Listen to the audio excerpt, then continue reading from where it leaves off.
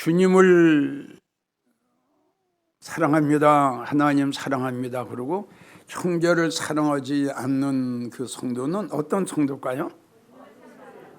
주님을 사랑하지 않는 걸로 성경은 나와 있어요. 이게 중요합니다. 그러니까 예수님 사랑해요. 그러니까 모든 성도들은 예수님 사랑하지 아니하는 성도가 단 한 명도 없겠죠. 근데 주님은 사랑한다고 하는데 형제를 사랑 안 하는 거예요. 그럼 주님이 뭐라고 말씀하셨냐 그러면 요한일서 4장 20절을 보면 누구든지 하나님을 사랑하노라 하고 이렇게 나와요. 누구든지 나를 사랑한다 하면서 나를 사랑하노라 하고 이어서 하시는 말씀이 그 형제를 미워하고 사랑하지 않으면 이는 거짓말하는 자다. 보는 바 그 형제를 사랑하지 아니하는 자가 보이지 아니하는 하나님을 사랑할 수 있냐? 하나님을 사랑하는 자는 그 형제를 사랑할지니라. 그러니까 하나님을 사랑한다고 하고 형제를 사랑하지 않는 자는 거짓말쟁이다. 한마디로 간단히 말해서 거짓말쟁이다. 너는 나를 진정으로 사랑하는 자가 아니야. 보이는 형제를 사랑하지 아니하는 네가 어떻게 나를 사랑한다고 하느냐? 이 말의 뜻이다 이겁니다. 그리고 또 요한일서 4장 7절에 11절까지 보면 사랑하는 자들아 우리가 서로 사랑하자. 사랑하는 자들아 하나님이 이같이 우리를 사랑하셨으니 이제 말씀하셨어요. 내가 너를 사랑했지 않냐? 내가 너를 사랑했으니 너희도 서로 사랑하는 것이 마땅하지 않냐? 당연하다 이거지. 사랑하는 게 당연하다 이겁니다. 또 요한일서 2장 10절을 보면 그의 형제를 사랑하는 자는 어디? 빛 가운데 있고. 이게 중요한 말씀이에요. 그 형제를 사랑하는 자는 빛 가운데 있다는 것은 여러 가지로 우리가 해석할 수 있는데 하나님의 사랑을 받고 있는 사람이에요. 하나님의 은혜 가운데 있는 자예요. 그럼 정반대로 형제를 사랑하지 않는 자는 어두운 가운데 있는 거죠? 그럼 이게 어떻게 되겠어요? 제일 첫째, 다시 오실 주님을 영접할 수가 없습니다. 어두운 가운데 있는 성도는 다시 오실 주님을 영접할 수가 없고 이 심령 속에 성령님과 주님의 사랑과 주님의 은혜가 없는 심령을 어두운 가운데 있는 자라고 주님 말씀하신 거예요. 그건 특별히 주님을 기다리고 들림받기를 원하는 우리 영광제일교회 성도들은 절대적으로 이 말씀 꼭 기억해야 됩니다. 다시요. 그 형제를 사랑하는 자는 빛 가운데 있다. 빛 가운데 있는 거예요. 그러니까 주님 가운데 거하는 거죠. 자기 속에 거리낌이 없다. 맞죠? 예. 형제를 사랑하는 자는 전혀 양심에 거리낌이 없어요. 근데 하나님 사랑해요, 예수님 사랑해요 하고 형제를 미워하면은 어떻게? 어디에 거리낌을 받아? 양심의 거리낌을 받아. 베드로전서 1장 22절 마음으로 피차 뜨겁게. 그러니까 한 사람만 사랑하는 것이 아니라 피차 서로 피차 마음으로 뜨겁게 사랑해라. 뜨겁게 사랑해라. 요한일서 3장 10절도 그 형제를 사랑치 아니하는 자는 또 아주 무서운 말씀하셨어요. 그 형제를 사랑하지 않는 자는 하나님께 속하지 아니했다 이렇게 말씀을 하셨어요. 자, 그리고 로마서 12장 10절을 보면 형제를 사랑하고 우애하고 서로 존경하라. 서로 존경해, 서로 존경해라는 거예요. 아멘이에요? 자, 나는 여러분들에게 그녀냐 사랑의 설교를 할 때에는 무슨 설교를 했냐 그러면 형제의 허물을 가려주고 덮어주는 것이 자기의 영광이다. 이런 차원으로 여러분들에게 설교를 했어요. 근데 이번에 설교는 그 차원이 아닙니다. 아멘이에요? 예. 자, 다시 한번 따라옵니다. 형제를 사랑한다면 영혼을 사랑하십시오.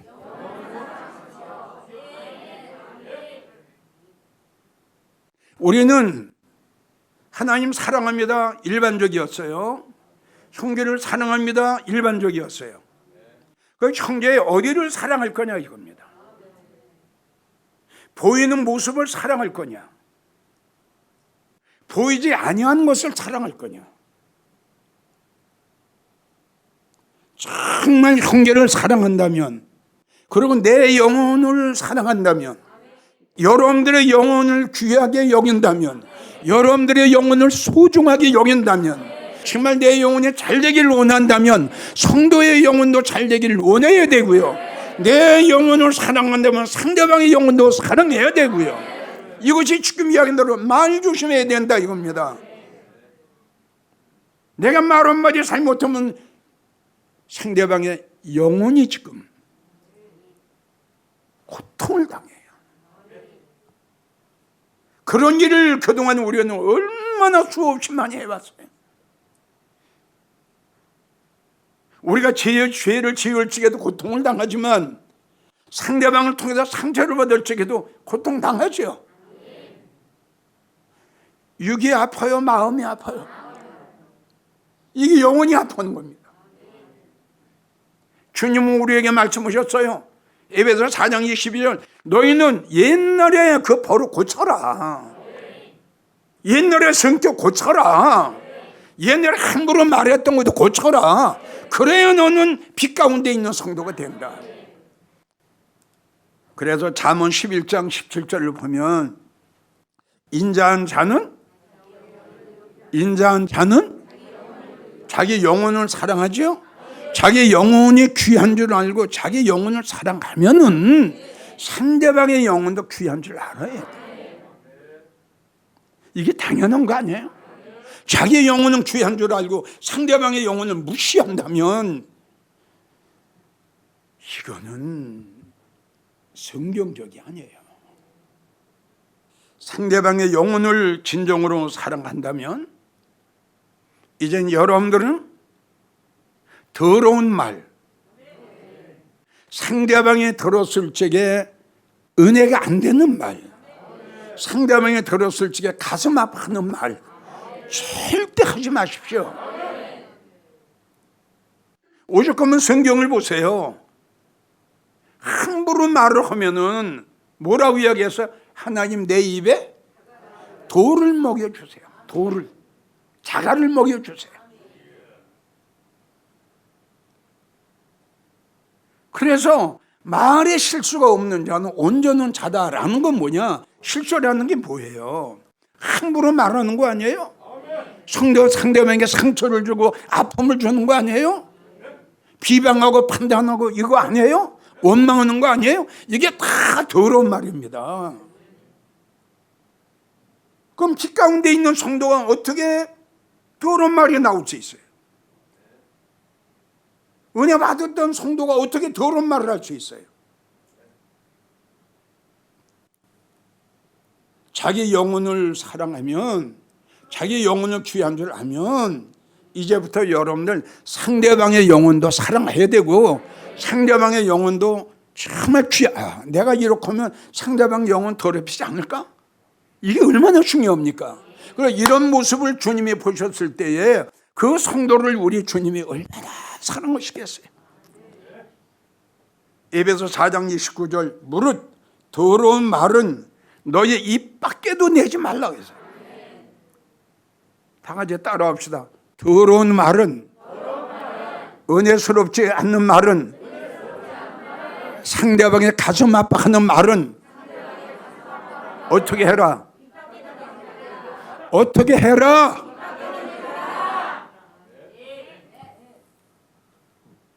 하지 말아야죠. 성경은 주님이 말씀하셨어요. 형제를 슬쩍게 하는 자는 차라리 큰 바위덩어리를 메고 바닷속에 빠져 죽는 게 더 낫다고. 이 말씀은 무슨 말씀이에요? 그만큼 참 우리 주님은 성도들이 우리의 영혼을 사랑하신대. 나를 통해서 상대방이 은혜를 받게 하고, 나를 통해서 상대방의 영혼이 잘 되게 해야지. 나를 통해서 상대방의 영혼이 아파온다면, 무릇 더러운 말은 너 입 밖에도 내지 말고 말라 이겁니다. 오직 덕을 세우는데, 상대방에게 덕을 세우는 거예요. 그리고 소용되는데, 소용이라는 뜻은 상대방에게 유익을 주는 거예요. 소용되는 대로 선한 말, 이건 육적인 말, 세상의 말이 아니라 영적인 하나님 말씀이에요. 선한 말을 하여 듣는 자에게 은혜를 받게 해라. 이렇게 하십시오. 이제 이렇게 하시라고요. 이제는 더러운 말은 남을 비방하는 말, 이렇게 남을 비방하는 말을 하는 사람은 자신의 영혼은 말할 것도 없고, 그 말을 듣는 이의 영혼을 더럽히고 시험 들게 하고 실족하게 하고 믿음을 떨어뜨리게 합니다. 그래서 이 비방하는 것은 판단하는 거예요. 이거는 죄를 짓는 거예요. 여러분들이 말씀을 판단한다든가 형제를 비방하고 판단하면 이건 죄를 짓는 거예요. 어디에 죄? 영혼의 죄를 짓게 하는 거예요. 그러니까 나도 죄를 짓게 하고 상대방의 영혼을 더럽히게 하는 거예요. 이게 얼마나 중요한 문제예요. 예레미야 6장 28절을 보면은 그들은 심히 패역한 자다. 돌아다니며 비방하는 자며, 여기저기 이 사람 저 사람 만나가지고 안 될 말 될 말 다 비방하고 판단하는 거예요. 9장 4절을 보면 너희는 각기 이웃을 상가고 아무 형제든지 믿지 말라. 형제마다 온전히 속이며 이웃마다 다니며 비방하는 자다. 절대 여러분들은 다시 한번 강조하지만 말씀을 비방, 말씀 판단, 형제 비방, 형제 판단, 이건 죄입니다. 어디의 죄예요? 영혼의 죄예요. 사도행전 13장 45절을 보면 유대인들이 그 바울 앞에 모여서 은혜를 받고 있는 그 많은 무리들을 보고 시기가 가득하여 바울이 말한 것을 변박하고 판단한 거예요. 지금 변박하고 비방하고 늘 이렇게 나와요. 유대인들이 이렇게 했어요. 바울이 한 말을 비방해요. 그리고 막 판단을 합니다. 또 19장 8절 9절도 보면 바울이 휘당에 들어가서 여러 사람들을 모아놓고 하나님의 나라에 대해서 강론할 때에 또 유대인들이 바울의 말을 듣고 또 이 도를 비방합니다. 지금 여러분들에게 이야기한 대로 비방과 판단은 큰 영혼의 죄를 짓는다는 거 잊지 마십시오. 그래서 성경은 그 형제가 잘못한 게 있으면은 비방하고 판단하기 전에 덮어줘라 이렇게 말씀하신 거예요. 디모데전서 3장 7절을 보면 비방과 마귀의 올무에 빠질까 너희는 염려해라. 자, 잘 들으세요. 봐요. 이제 비방했어요. 형제를 판단하고 비방했어요. 하하, 마귀의 올무에 걸렸어요. 지금 우리는 그동안 이런 말씀을 몰랐기 때문에 함부로 비방하고 함부로 판단했죠. 근데 이거 어떻게 해요? 하나님 말씀, 주님 말씀, 비방하는 것은 마귀의 종로로 터는 거다. 마귀의 올무에 빠졌다. 그러니까 불의의 종로로 타는 거죠. 이게 얼마나 두렵고 떨리는 말이에요. 베드로전서 2장 1절을 보면 모든 비방하는 말을 버려라. 하지 마라 이겁니다. 절대 하지 마라. 야고보 4장 11절을 보면 형제들아 피차 비방하지 마라. 서로 비방하지 마라. 그럼 둘 다 망해요. 둘 다. 베드로전서 3장 16절을 보면 선한 양심을 가져라. 너희의 선행을 욕하는 자들로 비방하는 일에 이것은 뭐냐 그러면 주님으로 위해서 봉사하고 주님에서 열심히 하고 다 열심히 하려고 했더니 누가 비방을 해요. 이게 시기의 질투거든요. 그 비방하는 자들로 부끄러움을 당하게 하라. 이 뜻은 뭐냐 그러면 같이 하지 말아요. 아멘이에요? 그는 언젠가는 부끄러움을 당할 것이다. 무서운 말씀이에요. 부끄러움을 당하게 하려 함이라.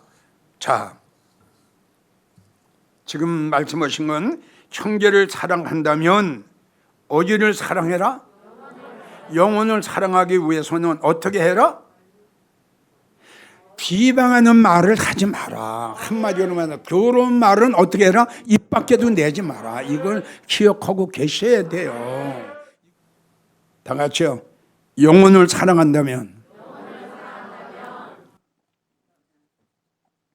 은혜스러운 말, 소망의 말, 천국의 말, 영광의 말. 누가복음 4장 22절 그 입으로 말하는 것, 그 입에서 나오는 것, 은혜로운 말은 아멘이에요? 주님이 이제 말씀을 하시고 또 제자들이 말합니다. 유대인들이 듣습니다. 다른 사람이 듣습니다. 그 입으로 나오는 그 말을 들어보니까 그 말이 너무 은혜스러운 말이야. 평생 들어보지 못하는 말을 하네. 그러니까 하는 말이 기히 여기 가로되. 그러니까 들어보지 못했던 말을 듣는 거예요. 그러니까 율법사 바리새인 설교가 평생 율법에 대한 설교만 듣다가 예수님의 새로운 말씀, 바울의 새로운 말을, 은혜스러운 말을 딱 들어보니까 이야, 너무 이상하다. 너무 귀하다. 아멘? 예. 우리 이렇게 은혜스러운 말만 해야죠. 귀한 말만 해야죠. 상대방이 들었을 적에 유익되는 말만 해야죠. 아, 참 귀하다. 아, 너무 은혜 받았어. 골로새서 4장 6절도 하셨나. 너희 말을 항상 은혜 가운데서 해라. 듣는 이에게 유익을 줘라. 항상 은혜. 잠언 16장 24절 선한 말은 꿀종이 같아서 마음에 달고 뼈에 양약이 되는 영혼이 너무 좋아서 영혼이 지금 축복을 받고 영혼이 좋아서 어쩔 줄을 몰라요. 선한 말은 우리가 너무 잘 아는 고린도 15장 10절 나의 나된 것은 하나님의 은혜다. 성도와 성도 간에 만나면 이 은혜에 대한 말이 한도 끝도 없이요. 은혜에 대한 이야기를 하세요. 은혜에 대한 이야기를. 아멘이에요? 예. 자, 로마서 6장 14절을 보세요. 죄가 너를 주관치 못하리니 왜? 내가 법 아래 있지 아니하고? 이런 일을 하는 거예요. 이런 말을. 예? 그럼 상대방이 실망하고 절망했다가도 은혜에 대한 이야기를 하면은 실망하고 낙심하고 그만둘까 했다가도 힘이 생기는 거라. 이것이 상대방에게 유익을 주는 거 아닙니까? 우리를 사랑하시고 영원한 위로와 아멘 좋은 소망을 은혜로 주신 우리 아버지.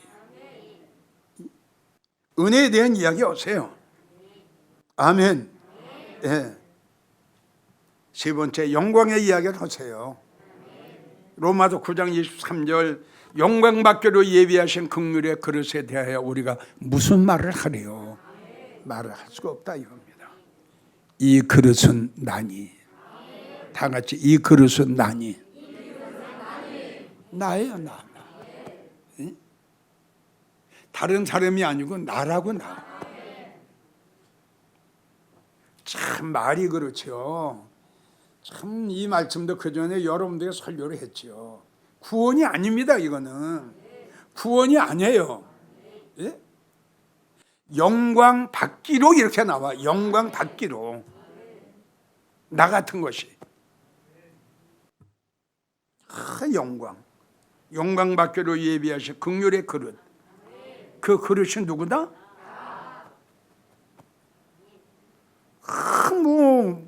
저 실망했다가도 일어나는 거 아니에요? 우리 같은 게 영광을 받는다니. 네 번째는 그 보좌에 대한 이야기를 하세요. 마태복음 19장 28절 인자가 영광의 보좌 우편에 앉는 날, 이 이야기 하세요.